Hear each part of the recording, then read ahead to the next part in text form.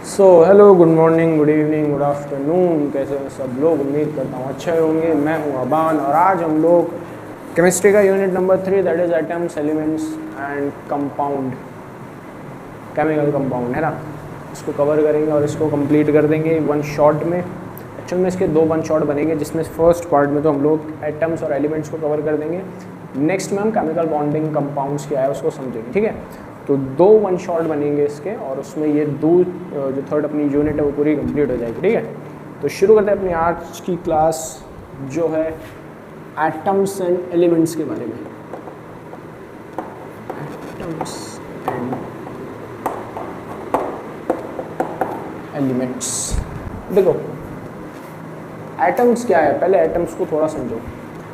हमने जब first unit पढ़ी थी स्टेट ऑफ मैटर, तो थोड़ा सा उसमें एटम्स का एक हिंट दिया था कि एटम्स क्या होता है, बट अभी हम इसको डीप में समझेंगे। हर एलिमेंट या हर एक चीज़ जो इस यूनिवर्स में आप देख रहे हो वो कुछ छोटे छोटे पार्टिकल से मिलके बना है। जैसे अगर ये चौक है ना, इस चौक के छोटे छोटे डस्ट पार्टिकल होंगे जिनको हमने सम अप करा, ऐड करा, उसके बाद एक बड़ी चौक मिली।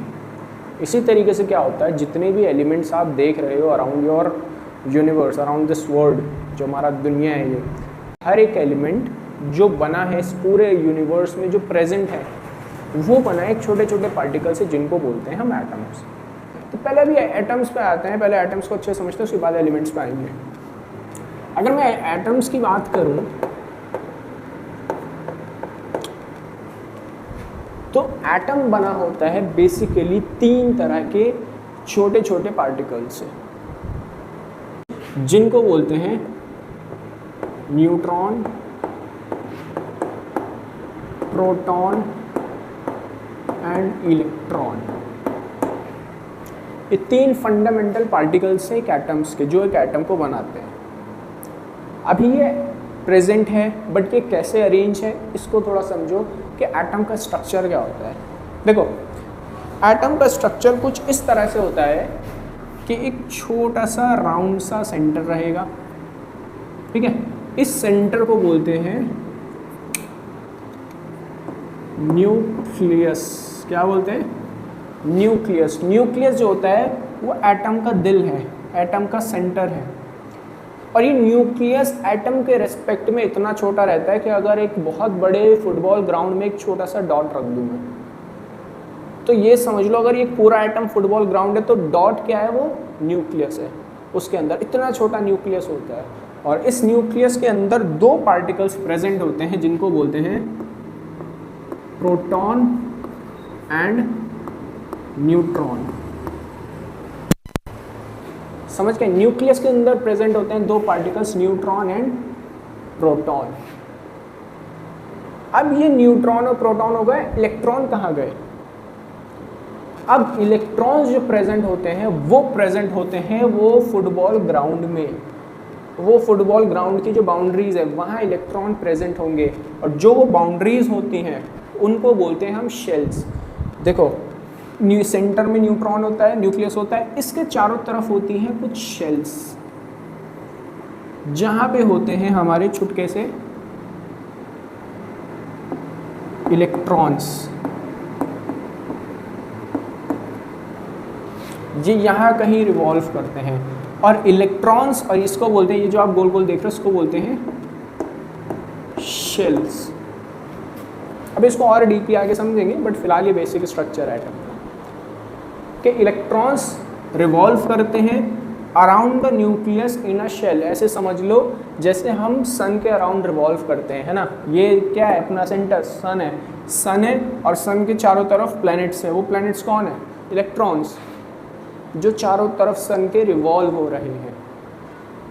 और क्योंकि एक इलेक्ट्रॉन नहीं होता, कई सारे इलेक्ट्रॉन होते हैं, तो हर इलेक्ट्रॉन हर शेल में अलग अलग तरह से अरेंज होता है, वो हम आगे देखेंगे। बट फिलहाल इतना बेसिक स्ट्रक्चर समझे कि एक सेंटर में न्यूक्लियस, न्यूक्लियस के अंदर प्रोटॉन, न्यूट्रॉन और उसके चारों तरफ शेल्स होती हैं, उस शेल्स के अंदर इलेक्ट्रॉन होता है। आई थिंक इतनी बात समझ में आई, ठीक है। अब जो ये एटम है, इस एटम के जो ये फंडामेंटल पार्टिकल्स हैं, इनकी अपनी एक प्रॉपर्टी होती है। वो प्रॉपर्टी क्या होती है कि ये fundamental particles, 3 fundamental particles of atoms, that is proton, neutron and electron, shows some charge. कर दो डायग्राम को, क्या करते हैं, shows some चार्ज। अब ये चार्ज क्या है, किसी की प्रॉपर्टी कि वो किस नेचर का है। चार्ज दो तरह के होते हैं, पॉजिटिव और नेगेटिव। तो यहाँ पे क्या होता है कि प्रोटॉन जो होता है ना, वो शो करता है पॉजिटिव चार्ज, और जो इलेक्ट्रॉन होता है वो शो करता है नेगेटिव चार्ज। न्यूट्रॉन जो होता है वो न्यूट्रल होता है, यानी कि कोई चार्ज नहीं होता। ये प्रॉपर्टी होती है फंडामेंटल पार्टिकल्स की, एटम्स की, कि जो प्रोटॉन और इलेक्ट्रॉन है ये चार्ज शो करते हैं, यानी कि इनमें कुछ ना कुछ साइन होता है, पॉजिटिव साइन या नेगेटिव साइन। ये पॉजिटिव और नेगेटिव साइन जो है इम्पैक्ट करते हैं किसी रिएक्शन में, डायरेक्टली रिएक्ट इम्पैक्ट नहीं करते। इतना मत समझो कि तुम क्लास 9 में इतना मत जाओ पॉजिटिव क्या नेगेटिव क्या, इतना समझो खाली चार्ज होता है इनके ऊपर, और वो कौन सा चार्ज है, प्रोटॉन पे पॉजिटिव, इलेक्ट्रॉन पे नेगेटिव, न्यूट्रॉन पे कोई चार्ज नहीं होगा। आई होप यहाँ तक बात समझ में आई होगी। आगे बढ़ूँ, चलो। अभी मैंने बताया कि एक एटम है, एटम में प्रोटॉन, न्यूट्रॉन, इलेक्ट्रॉन है, ठीक है। होता क्या है, इन पॉइंट्स को नोट करना इंपॉर्टेंट पॉइंट्स हैं। जब कभी भी आप प्रोटॉन और इलेक्ट्रॉन्स को काउंट करते हो तो पता क्या चलता है, प्रोटॉन्स जो बराबर होते हैं वो होते हैं इलेक्ट्रॉन के। मतलब किसी भी एटम में, दुनिया का कोई भी एटम उठा लो, उसके प्रोटॉन्स जो होंगे वो उतने ही होंगे जितना उसका इलेक्ट्रॉन होगा, ना उससे ज़्यादा ना उससे कम। अगर किसी इलेक्ट्रॉन में 11 प्रोटॉन है तो 11 इलेक्ट्रॉन होंगे, और 12 इलेक्ट्रॉन है तो 12 प्रोटॉन होंगे, ठीक है।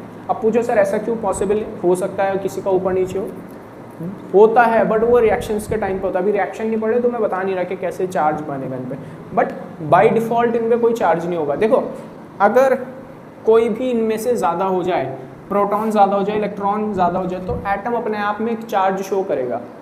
भाई अगर पॉजिटिविटी ज़्यादा है, प्रोटॉन ज़्यादा है इलेक्ट्रॉन से, तो एटम पॉजिटिवली चार्ज हो जाएगा, फिर उसकी स्टेबिलिटी, उसका रिएक्टिव रेट चेंज हो जाएगा। तो इसलिए क्या करते हैं, बैलेंस करने के लिए, यूनिवर्स में बैलेंस इंपॉर्टेंट है, हर चीज़ को बैलेंस किया गया है, तो प्रोटॉन और इलेक्ट्रॉन भी आपस में बैलेंस रहते हैं, समझे। तो number of proton equals to number of electron होते हैं, जिसको हम बोलते हैं,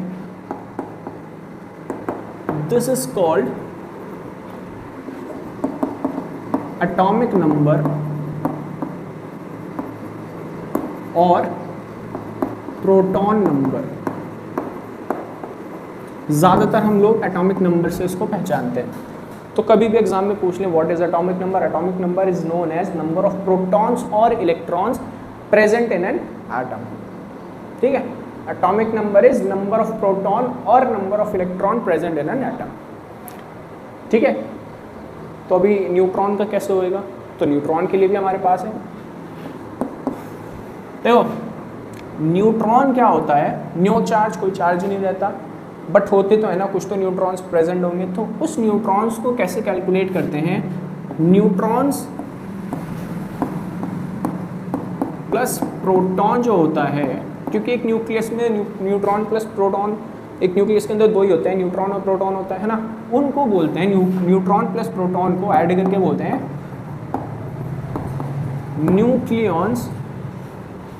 न्यूक्लियॉन्स, या कभी कभी हम बोल देते हैं इसको और मास नंबर। वैसे तो दोनों डिफरेंट चीज़ें हैं, बट मास नंबर भी हम ज़्यादातर पढ़ते हैं इसको। न्यूट्रॉन को और प्रोटॉन को ऐड कर दो तो हमें मिलता है मास नंबर। तो एटॉमिक नंबर समझे, मास नंबर समझे। अगर आप कभी भी क्या करो, एटॉमिक नंबर, देखो शायद Z से करते थे, बट अभी IGCSE में Z और A को नहीं समझते, तो मैं ऐसे ही लिख देता हूँ कि अगर आप mass number minus atomic number करो तो आपको मिलता है नंबर ऑफ न्यूट्रॉन्स।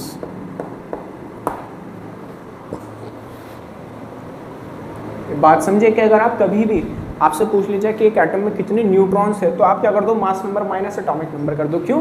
क्योंकि देखो यहाँ पे एटॉमिक नंबर क्या होता है भाई, मास, पहले मास नंबर पे आओ। मास नंबर क्या होता है, न्यूट्रॉन प्लस प्रोटॉन, इसमें से हम माइनस कर रहे हैं किसको, प्रोटॉन प्लस इलेक्ट्रॉन को, सॉरी प्रोटॉन या इलेक्ट्रॉन को, और प्रोटॉन और इलेक्ट्रॉन की वैल्यू सेम ही रहती है तो मैं प्रोटॉन लिख देता हूँ, है ना भाई। एटॉमिक नंबर क्या होता है, जितने प्रोटॉन उतने न्यूट्रॉन, तो मैं प्रोटॉन लिख देता हूँ, प्रोटॉन से प्रोटॉन कैंसिल हो जाएगा, बचेगा क्या, न्यूट्रॉन।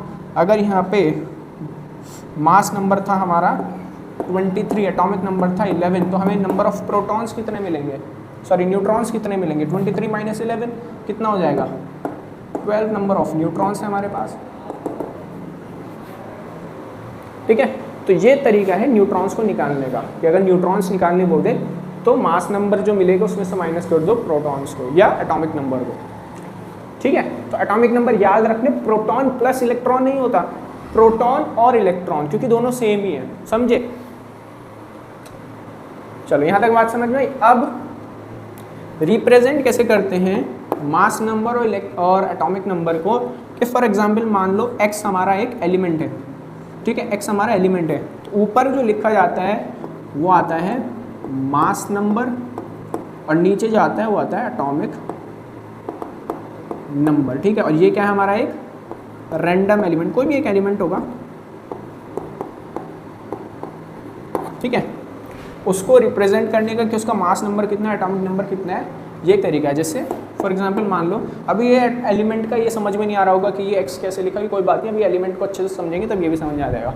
जैसे मान लो कार्बन है ना, कार्बन में 6 तो होते हैं प्रोटॉन और 6 इलेक्ट्रॉन होते हैं, ठीक है, तो कार्बन का 6 हो गया एटॉमिक नंबर, और मास नंबर होता है उसका 12।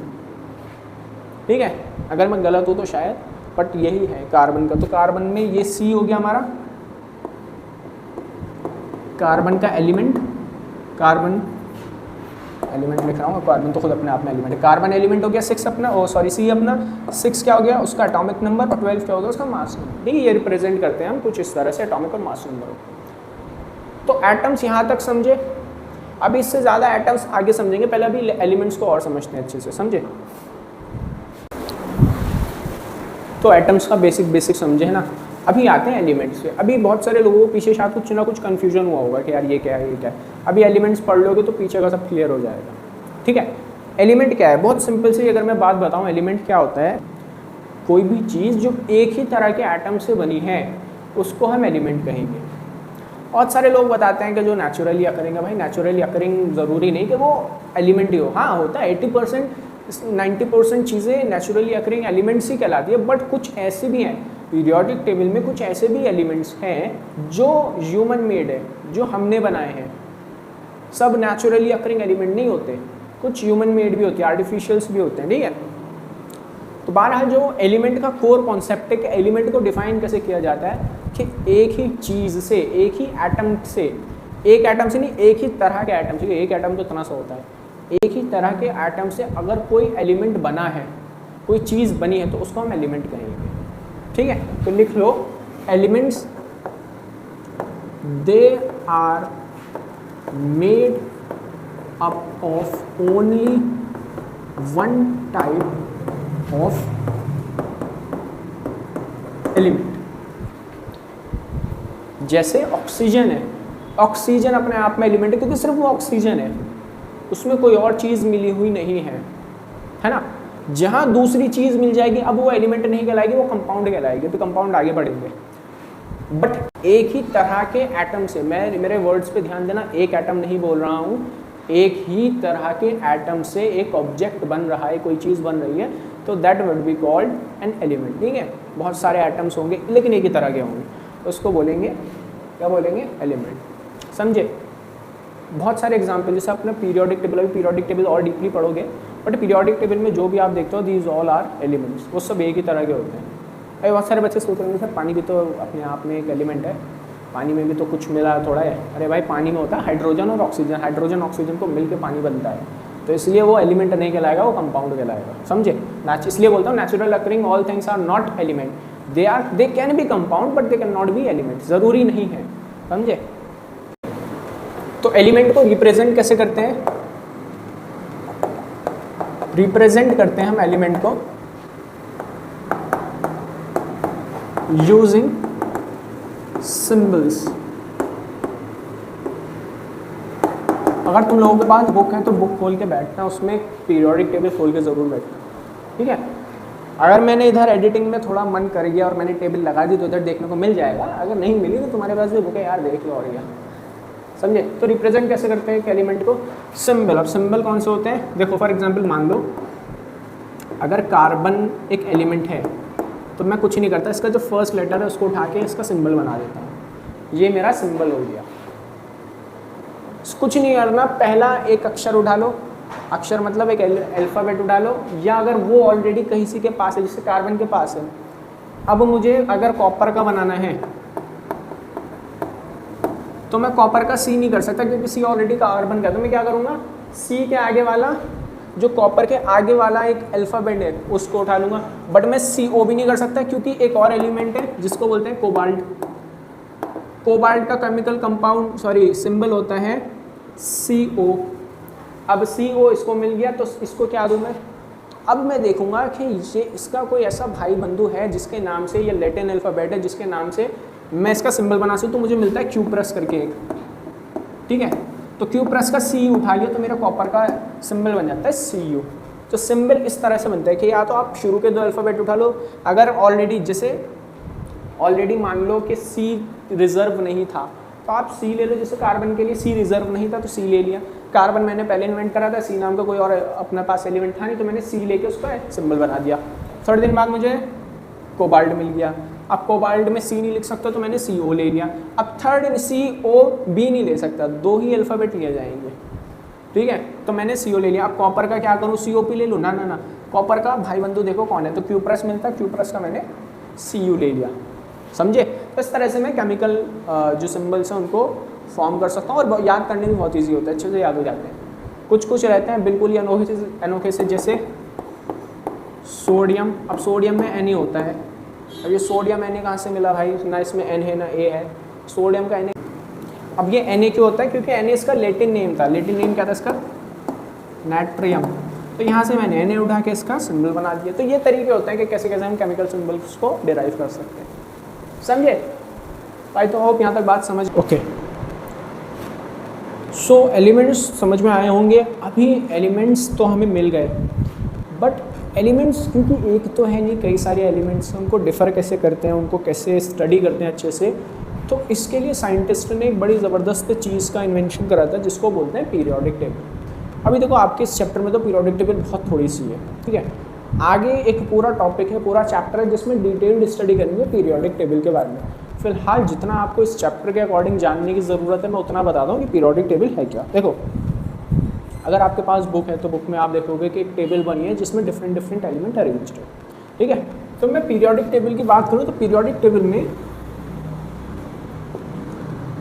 ऐसे करके कुछ 7 पीरियड होंगे। क्या होंगे, पीरियड 1 से लेके पीरियड 7 तक 7 रोज होंगी।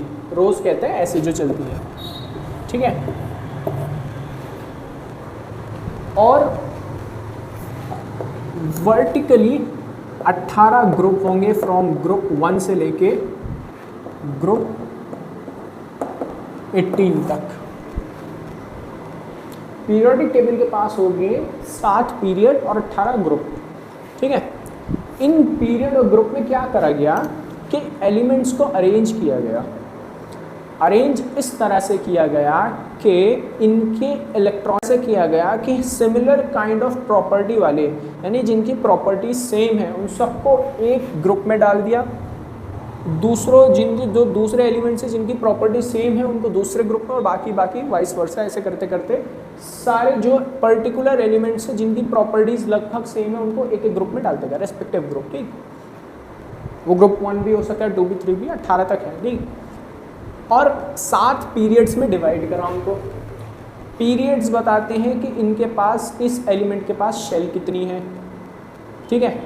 ग्रुप बताता है इसकी इलेक्ट्रॉनिक कॉन्फ़िगरेशन क्या होगी। अभी ये इलेक्ट्रॉनिक कॉन्फ़िगरेशन समझ में नहीं आ रहा होगा, बट मैं बता देता हूँ कि इलेक्ट्रॉन्स कितने हैं इसके पास, ये ग्रुप से भी पता चल जाता है, और कितनी शेल्स होंगी ये पीरियड में पता चल जाएगा।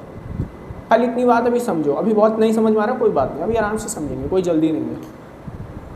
तो एलिमेंट्स को इसमें अरेंज किया गया पीरियोडिक टेबल में। तो जब अरेंज करा तो फ़ायदा क्या मिला हमको कि जो अननोन एलिमेंट्स हैं ना उसको भी हम डिस्कवर करने में कामयाब हुए, कि अगर कोई फ्यूचर में ऐसा एलिमेंट मिलेगा तो उसकी पोजीशन यहाँ होगी, उसकी प्रॉपर्टीज़ ये होगी, मेटल्स होगा नॉन मेटल्स होगा, रेडियो एक्टिव होगा नहीं होगा, बॉन्ड कैसा बनाएगा, ये सब पता चलता गया।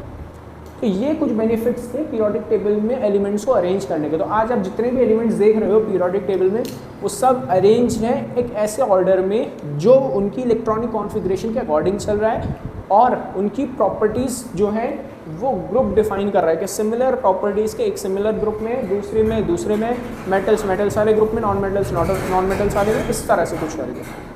इतनी बात समझ लो अभी फ़िलहाल, ठीक है। पीरियोडिक टेबल बहुत नहीं पढ़ाऊँगा मैं अभी, अगर यहाँ तक बात समझ में आई तो फिर मैं आगे बढ़ता हूँ। जो मैं तुम्हें पढ़ाना चाह रहा था कि इलेक्ट्रॉनिक कॉन्फ़िगरेशन और शेल्स क्या क्या है, कैसे कैसे हम इसको डिफाइन करें। देखो भाई हमें पता है एटम के पास प्रोटॉन और इलेक्ट्रॉन होते हैं और न्यूट्रॉन होते हैं, ठीक है। प्रोटॉन प्लस न्यूट्रॉन होते हैं न्यूक्लियस में, इलेक्ट्रॉन होते हैं शेल्स में। अब शेल्स का खेल समझो थोड़ा सा। कोई भी एलिमेंट कैसा बिहेव कर रहा है वो डिपेंड करता है उसकी शेल में कितने इलेक्ट्रॉन है। कैसे, देखो ये रहा मेरा एक एटम का न्यूक्लियस, समझे।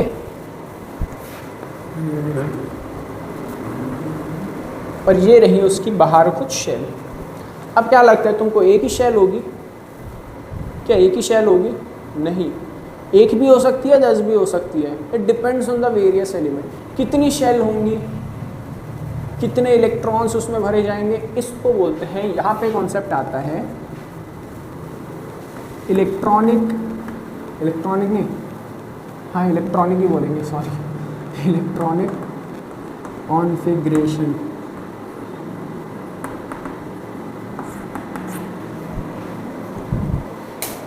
इलेक्ट्रॉन्स की कॉन्फ़िगरेशन, यहाँ एक टॉपिक आता है इलेक्ट्रॉन्स की कॉन्फ़िगरेशन, जो अब तुम्हारे सारे डाउट क्लियर कर देगा। एटम्स बहुत सारा अभी तुम्हें एक अंदर से ना एक बेचैनी सी फील करा रहा होगा, वो सारी बेचैनी अभी तुम्हारी ख़त्म कर देगा। कैसे, देखो पीरियोडिक टेबल में तुम देख पा रहे हो अलग अलग एलिमेंट है, अलग अलग उसके पास इलेक्ट्रॉनिक कॉन्फ़िगरेशन है, सॉरी अलग अलग एटॉमिक नंबर है। जैसे फॉर एग्जांपल मान लो मेरे पास एक एटम है जिसका एक एलिमेंट है कार्बन, जिसका एटॉमिक नंबर है 6, ठीक है। ये 6 क्या बता रहा है कि 6 प्रोटॉन एंड 6 ही क्या है, इलेक्ट्रॉन है इसके पास। यहाँ तक तो बात समझ में आई, एटॉमिक नंबर है बता रहा है। अब मैं बोल रहा हूँ कि प्रोटॉन्स को तो भूल जाओ थोड़ी देर के लिए, मुझे ये इलेक्ट्रॉन्स का बताओ, ये इलेक्ट्रॉन्स कैसे अरेंज होंगे शेल में, क्योंकि इलेक्ट्रॉन्स ही बताते हैं कि एलिमेंट बिहेव कैसे करने वाला है। बहुत सिंपल सा तरीका है, आपको क्या याद रखना है कि इलेक्ट्रॉन शेल्स में होंगे, इलेक्ट्रॉन्स आर इन शेल्स, ठीक है। एक शेल में कितने इलेक्ट्रॉन्स हो सकते हैं, एक शेल में, शेल मुझे नहीं पता, इस 6 के पास 6 होंगी, 4 होंगी, कितनी होंगी मुझे नहीं पता। मुझे सिर्फ एक पता है कि number of electrons filled in the shell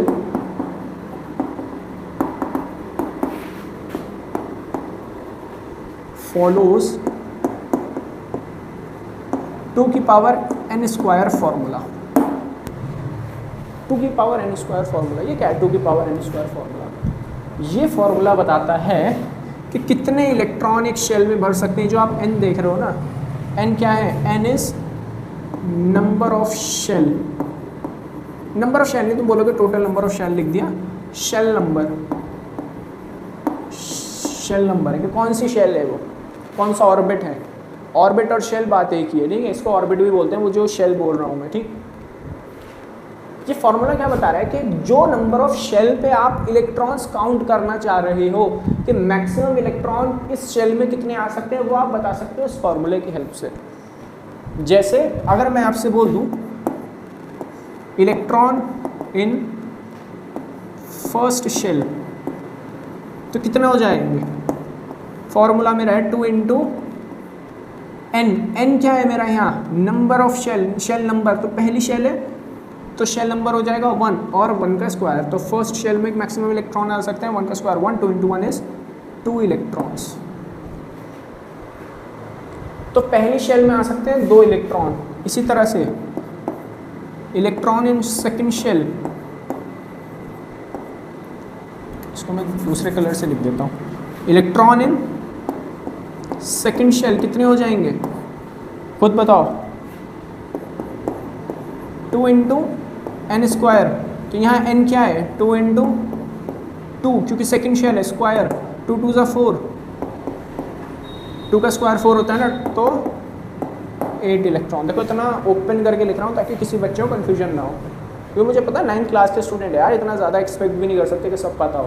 हालांकि मुझे पता है ये पता होना चाहिए, बट फिर भी मैं मान के चल रहा हूँ कि नहीं भी अगर कैच कर पा रहे हो तो ऐसे ऐसे मैंने करके सॉल्यूशन करा, समझे। कि सेकंड शेल में कितने इलेक्ट्रॉन आ सकते हैं, 8 इलेक्ट्रॉन्स। वाइस वर्सा आगे चलते जाओ, मान लो फोर्थ शेल है, कितना हो जाएगा 2 इंटू 4 का स्क्वायर, 4 4 16, 2 इंटू 16 32 इलेक्ट्रॉन्स। ये कॉन्फ़िगरेशन बता रही है कि इस शेल में कितने इलेक्ट्रॉन आए, इस नंबर ऑफ शेल में मैक्सिमम कितने इलेक्ट्रॉन्स आ सकते हैं। तो यहाँ तक बात समझ में। अब इन्हीं नंबर ऑफ शेल की हेल्प से, sorry number of electrons in a particular shell की हेल्प से आप क्या कर सकते हो, इलेक्ट्रॉनिक कॉन्फ़िगरेशन निकाल सकते हो। यानी कि शेल बाय शेल कितने इलेक्ट्रॉन फिक्स हो रहे हैं वो आप लिख सकते हो। जैसे यहाँ लिख लो therefore electronic configuration. Electronic configuration क्या बता रही है, number of electron shell by shell या ऑर्बिट बाय ऑर्बिट। कैसे भाई, पहली शेल में, पहला ऑर्बिट में कितने मैक्सिमम इलेक्ट्रॉन हो सकते हैं 2, दूसरी शेल में कितने इलेक्ट्रॉन हो सकते हैं 8, तीसरी में हो जाएगा 9 दूनी 18, चौथी में 32 एंड सो ऑन 32, चलती जाएगी। ये होता है इलेक्ट्रॉनिक कॉन्फ़िगरेशन, किसी एलिमेंट का इलेक्ट्रॉनिक कॉन्फ़िगरेशन। इसको बोलते हैं कि element shell by shell electrons कितने फिल होंगे। जैसे अभी हम लोग कार्बन का पढ़ रहे थे ना, तो कार्बन का कितना एटॉमिक नंबर कितना है 6, तो 6 का कॉन्फ़िगरेशन क्या हो जाएगा, पहली शेल में आ जाएंगे हमारे 2 इलेक्ट्रॉन्स। यहाँ लिख लो, अभी बहुत सारे बच्चे कैच नहीं कर पा रहे होंगे, इधर लिख लो टोटल 6 इलेक्ट्रॉन है, ठीक है। तो पहली शेल में, अरे यार टेबल कैसे बनेगी, ऐसे कर देता हूँ, रुको। 6 इलेक्ट्रॉन है तो पहली शेल में कितने आ जाएंगे 2, तो 6 माइन, अभी कितने इलेक्ट्रॉन बचे 2 तो फिक्स कर दिया, अभी कितने बचे 4। क्या 4 दूसरी शेल में आ सकते हैं, क्योंकि maximum number of electron second shell में कितने हैं 8। ये मैक्सिमम नंबर है, ये नहीं कि मिनिमम इतने ही चाहिए, मैक्सिमम है कि ज़्यादा से ज़्यादा 8, कम से कम 1 भी चलेगा, कोई दिक्कत नहीं, ठीक है। ये मैक्सिमम नंबर है कि मैक्सिमम 8 आ सकते हैं, समझे। अगर 9 होता तो 9 नहीं आते, फिर आगे ट्रांसफ़र करना पड़ता, समझे, वो भी बताऊँगा मैं। तो पहले इसको लिख लो, तो फिर कितना आएगा 4, क्योंकि मैक्सिमम 8 आ सकते हैं तो 4, तो इसकी इलेक्ट्रॉनिक कॉन्फ़िगरेशन हो जाएगी 2 4, समझे। तो यानी कि इसका अगर स्ट्रक्चर देखो तो ऐसे बनेगा, पहली शेल में आ गए, ये न्यूक्लियस है, ठीक है, ये कंफ्यूज नहीं होना, ये न्यूक्लियस है, पहली शेल में 2 इलेक्ट्रॉन आ गए। फिर सेकंड शेल क्योंकि 2 शेल है, पहली में 2 चाहिए, दूसरी में 4, दूसरी में 4 कर दो, बस ये बन गया atomic diagram, atomic structure, atomic diagram. अभी ये फ़िलहाल आगे और समझोगे, बट अभी के लिए मैं बताना जो चाह रहा था वो समझो उसको, ठीक है। इस तरह से इलेक्ट्रॉनिक कॉन्फ़िगरेशन होती है, इस तरह से इलेक्ट्रॉन्स अरेंज होते हैं किसी एलिमेंट के अंदर, समझे। अब यहाँ पे एक छोटा सा एक्सेप्शन आ जाता है। देखो केमिस्ट्री की खास बात यह है कि इसमें एक्सेप्शन बहुत है, भर के एक्सेप्शन है, ठीक है। तो जो मैं बता रहा था कि चेंज कहाँ आता है, केमिस्ट्री एक्सेप्शंस का सब्जेक्ट है, तो यहाँ एक्सेप्शन कहाँ आता है। देखो इलेक्ट्रॉनिक कॉन्फ़िगरेशन भी ना इतनी आसान नहीं है जितनी आप समझ रहे हो। आसान है, वो समझ में आ जाएगी तो आसान है, बट फर्स्ट टाइम में थोड़ी कन्फ्यूजन करती है। क्यों? क्योंकि जब आप इलेक्ट्रॉनिक कॉन्फ़िगरेशन करते हो ना तो कुछ उसमें चेंजेस होते हैं, कुछ नोट बनाना ज़रूरी है। वो नोट क्या है कि इलेक्ट्रॉनिक कॉन्फ़िगरेशन लिखते चलो, last shell of every atom can only have less than 8 electron. अब ये क्या नई बात आई, अभी तो बोल रहे थे कि उस 2 × n² का फॉर्मूला यूज़ करो इलेक्ट्रॉन पर, तो अब ये क्या नई बात है कि last shell of every atom can only have less than 8 electron. यही है जो मैं बोल रहा हूँ कि केमिस्ट्री एक्सेप्शंस का सब्जेक्ट है। इसका मतलब ये है कि आप कॉन्फ़िगरेशन करो, कोई दिक्कत नहीं है, बट ध्यान ये रखना है कि जैसे ही लास्ट शेल पे पहुँचो तो लास्ट शेल में किसी भी हालत में आप इलेक्ट्रॉन को 8 से ज़्यादा नहीं भर सकते। कि लास्ट शेल किसी भी एटम की, उसमें 1 भर दो चलेगा मुझे, 2 भर दो, 4 6 8 6 7 8 तक चलेगा। जैसे ही आपने 9 ग्राम में बोल दूंगा भाई इसमें 9 से ज़्यादा नहीं भरने। Last shell can only have less than 8 electrons और इक्वल टू 8 इलेक्ट्रॉन्स। 8 से ज़्यादा नहीं होगा। 8 से ज़्यादा जैसे हुआ एक और शेल बनानी पड़ेगी, फिर वो लास्ट शेल नहीं कहलाएगी। कैसे बोलना चाह रहा हूँ समझो। मान लो एक एटम था, एटम कौन सा बोलूँ, कौन सा जिसका एटॉमिक नंबर, कोई एटम था जिसका एलिमेंट था जिसका एटॉमिक नंबर 19 था, ठीक है। तो इसकी कॉन्फ़िगरेशन अगर मैं करूं तो इसकी कॉन्फ़िगरेशन क्या हो जाएगी भाई, पहली में 2 आ सकते हैं, ठीक है, दूसरी में मैक्सिमम 8, अभी बच रहे कितने 17 बच रहे हैं, लेकिन दूसरे मुझे पता है मैक्सिमम 8 आ सकते हैं, तो 8 आ गए। अब तीसरी शेल भरनी है मुझे। अब बच्चे सोच रहे होंगे कि सर 2 और 8 10 और 9, अभी 9 इलेक्ट्रॉन और बाकी हैं। And we know last third shell can have number of 18 electrons, maximum number of 18 electrons. So many students would be thinking that correct electronic configuration would be 9. 9 भर दिए, 18 है, 18 की जगह अभी 9 की और जगह भागे, क्या गलत है। यही मैं कह रहा हूँ कि लास्ट शेल जो है ना, ये लास्ट शेल बन रही है, इसमें आप 8 से ज़्यादा डाल ही नहीं सकते, 8 से ज़्यादा डाल ही नहीं सकते। जैसे ही आपने 8 से ज़्यादा डालने की कोशिश करी वो इलेक्ट्रॉनिक कॉन्फ़िगरेशन गलत हो जाएगी। यहाँ ऑल्टरनेट क्या है कि आपको पता है इलेक्ट्रॉन बच रहे हैं मेरे पास, 2 हो गए मेरे पास, 8 हो गए, बच रहे हैं 9 इलेक्ट्रॉन।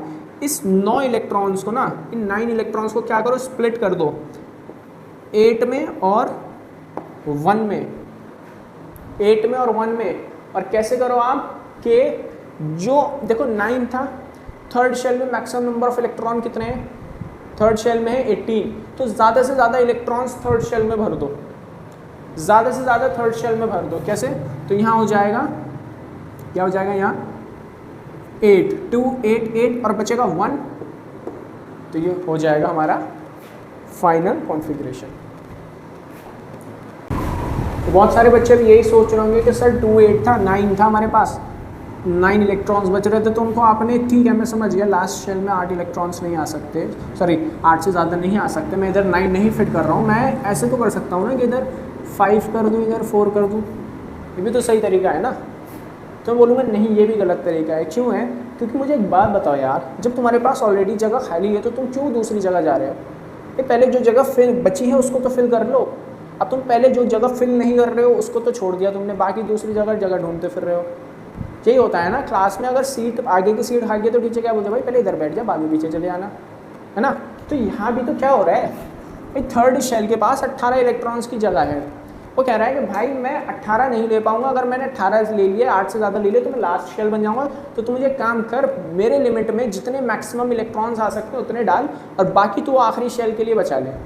तो इसलिए मैंने क्या करा, 9 को डिवाइड कर दिया 8 और 1 में, क्योंकि मुझे पता है थर्ड शेल है। अब थर्ड शेल में मेरे पास 18 आ सकते हैं, बट मैं खाली 8 फिल कर रहा हूँ। 8 से ज़्यादा इसलिए नहीं फिल कर रहा क्योंकि अगर 8 से ज़्यादा कर दूँगा तो 9 ये, तो फिर इलेक्ट्रॉनिक कॉन्फ़िगरेशन, इलेक्ट्रॉन खत्म, इलेक्ट्रॉनिक कॉन्फ़िगरेशन गलत हो जाएगी। है ना। तो इसलिए मैंने 8 इधर फिल कर लिया और 1 को इधर छोड़ दिया। तो इस तरह से मेरी इलेक्ट्रॉनिक कॉन्फ़िगरेशन चलती है। समझ में आ रही है बात? तो इस तरह से आप इलेक्ट्रॉनिक कॉन्फ़िगरेशन करते हो। उस पर प्रैक्टिस कर लो 2-4 क्वेश्चन, ताकि ये कन्फ्यूजन ख़त्म हो जाए। ओके, नेक्स्ट जो हमारा टॉपिक है उसका नाम है, इसे लिखिए, रेडिएशन एंड आइसोटोप्स। आइसोटोप्स, यहाँ मुझे स्पेलिंग किस दिन आएगी लिखनी, ISOTOPES, ठीक है।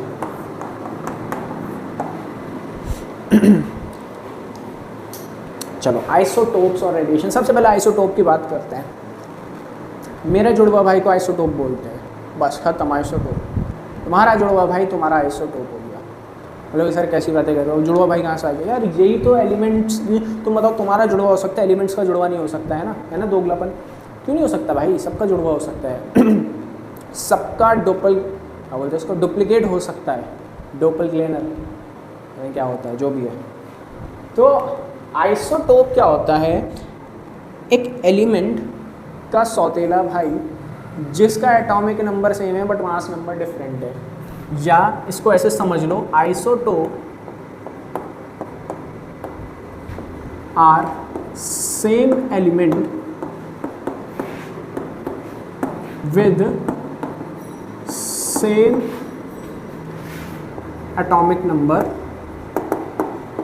that is proton and neutron, proton and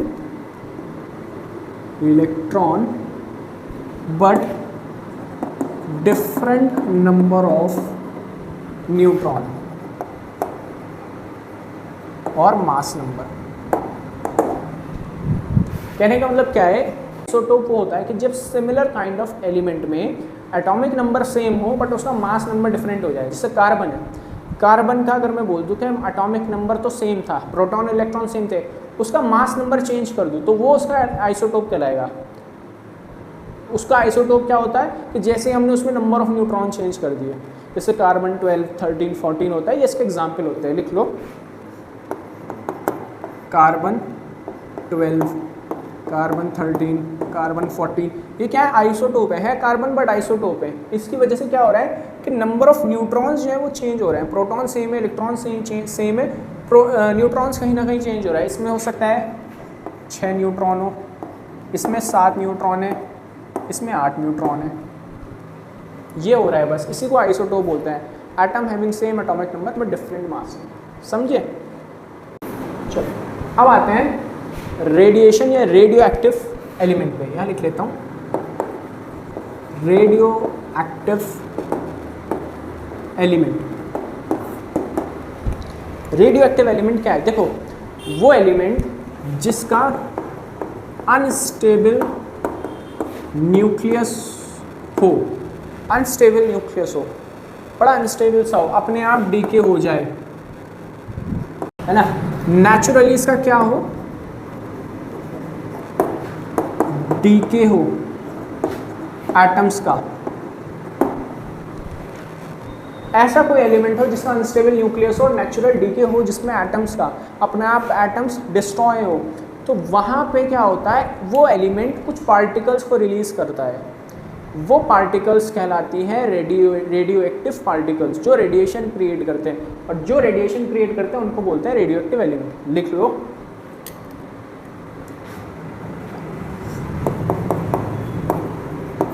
this decay results in release of radioactive particles like alpha, beta, gamma, alpha, beta, gamma, ठीक है, जो क्या होते हैं? रेडियो एक्टिव होते हैं। This decay results in release of radioactive particles like alpha, beta, gamma, है ना, नोन एज रेडिएशन, ठीक है। And these type of elements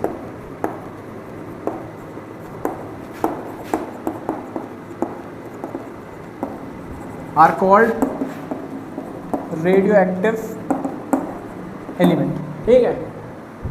और ऐसे एलिमेंट क्या कहलाते हैं? Radioactive element. यहाँ तक बात समझ गई कि कोई एलिमेंट जब अपने आप डीके हो या बड़ा अनस्टेबल सा न्यूक्लियस हो तो वो एक ऐसे पार्टिकल जो बड़े हार्मफुल होते हैं, पार्टिकल्स रेडियो एक्टिव होते हैं, अल्फा बीटा गामा, वो इस तरह ये रेडिएशन है, ये रेडिएशन है, रेडिएशन जब रिलीज़ करते हैं तो ऐसे एलिमेंट्स को जो रेडिएशन रिलीज़ कर रहे हैं उसको हम बोलते हैं रेडियो एक्टिव एलिमेंट्स, समझे। अब ये रेडिएशन जो हो सकती है in the form of radiation could B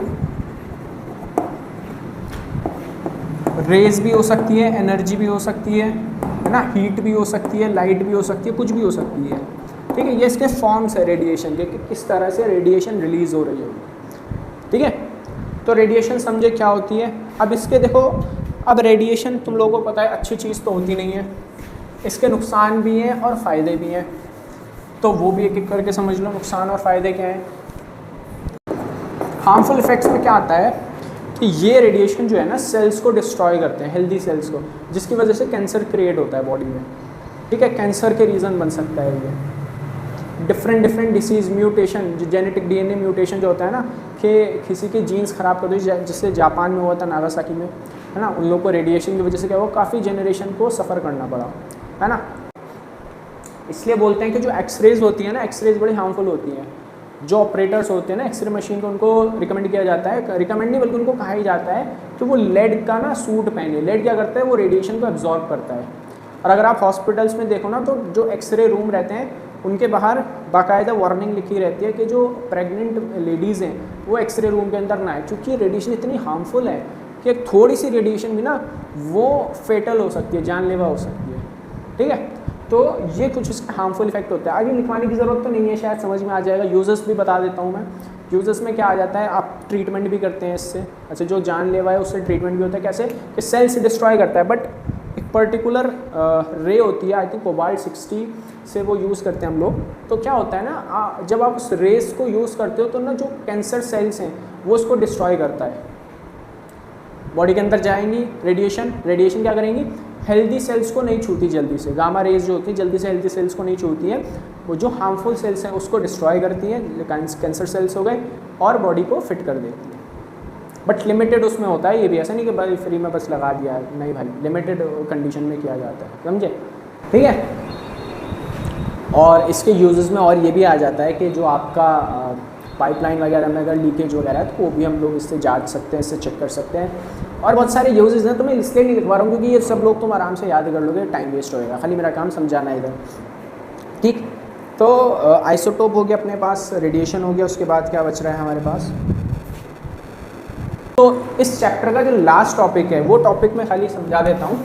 देखो पीरियोडिक टेबल भी इसमें थोड़ी सी दे रखी है, बट मैं पीरियोडिक टेबल इसलिए नहीं पढ़ा रहा हूँ क्योंकि यार ये इसका अपने आप में एक चैप्टर है। अब मैं पढ़ाने जाऊँगा ना तो मेरा मन करेगा ये भी समझाऊँ, टाइम बहुत गुजर जाएगा। तो खाली मैं तुमको पीरियोडिक टेबल जितनी समझानी तो समझा चुका, बाकी पीरियोडिक टेबल वाले चैप्टर में इसको समझेंगे, समझे। अभी आ जाते हैं अपने फाइनल टॉपिक्स में, that is metal and non metal.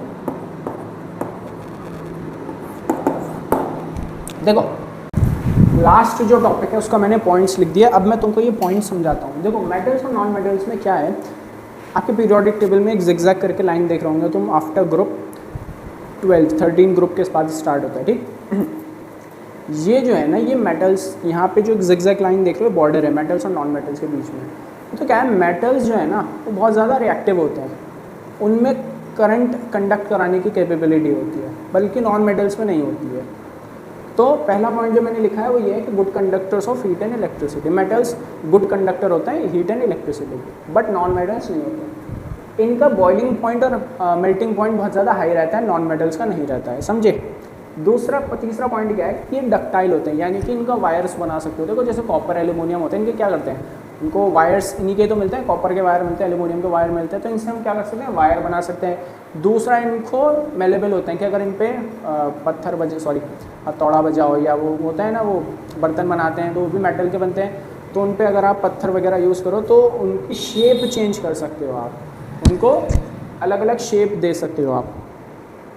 इसका लास्ट जो पॉइंट लिखा है वो अभी शायद समझ में ना आए, बट नेक्स्ट जो उसकी वीडियो होने वाली है वन शॉट कंपाउंड की, उसमें समझ में आएगा कि ये बॉन्ड बनाते हैं बाय ट्रांसफ़र ऑफ इलेक्ट्रॉन्स। ये अपने इलेक्ट्रॉन्स को छोड़ देते हैं बॉन्ड बनाने के लिए, लेकिन वही नॉन मेटल्स क्या करते हैं, ये दूसरे के या तो शेयर करते हैं उसके साथ, लालची लोग हैं, या तो बोलेंगे भाई मिल बांट के खाते हैं, या तो तू मुझे दे दे सब कुछ। ये बेचारा दयावान, ये समझ लो इसको क्या बोलते हैं, दयालु इंसान है ना, वो स्टिंजी है, कंजूस। ये बेचारा क्या करता है, दान वगैरह करता है, सदका खैरात करता है, तो वो उसको इलेक्ट्रॉन चाहिए या तो शेयरिंग या इलेक्ट्रॉन चाहिए, ये बेचारा अपने इलेक्ट्रॉन्स दे देता है। तो इससे क्या होता है, ये बॉन्ड बनाते हैं इस तरह से।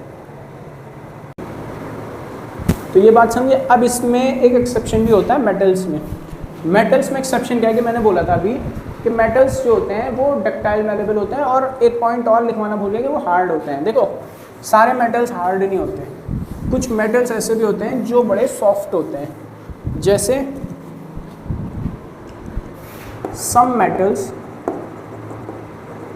लाइक सोडियम, सोडियम का फॉर्मूला है Na, एंड पोटेशियम, पोटेशियम का है K, और मर्क्यूरी, मर्क्यूरी का होता है Hg। ये जो है ना ये सॉफ्ट होते हैं, दे आर सॉफ्ट मेटल्स और can be cut bye knife. Knife से हम क्या कर सकते हैं, इनको कट कर सकते हैं। देखो सोडियम को भी कट कर सकते हो, इसको पोटेशियम को भी कर सकते हो। मर्क्यूरी लिक्विड सी होती है, थर्मोमीटर जिसके पास होगा वो दिन देगा होगा, फिर मर्क्यूरी लिक्विड फॉर्म में होती है, तो मर्क्यूरी को तो वैसे ही आप खेल सकते हो, ठीक। लेकिन तो जो मैं बता रहा था कि सारे केमिस्ट्री एक्सेप्शंस का सब्जेक्ट है, और सारे मेटल्स हार्ड नहीं होते, सोडियम और पोटेशियम की तरह सॉफ्ट भी होते हैं कि आप नाइफ से कट भी कर सकते हो पनीर की तरह। और मर्क्यूरी लिक्विड फॉर्म में होती है। मर्क्यूरी अगर आप देखोगे तो लिक्विड सी होती है, थर्मोमीटर में रहती है, ज़्यादातर देखा ही होगा सबने मर्क्यूरी। तो आप इसको, ये एक एक्सेप्शन है छोटा सा, है ना। कभी कभी पूछ लेते हैं which metals can be cut by the knife, so answer is sodium and potassium. समझे, ठीक है। तो इसी एक एक्सेप्शन है, नॉन मेटल का भी एक्सेप्शन आ जाता है। वो क्या होता है कि आपने ग्रेफाइट का नाम सुना है,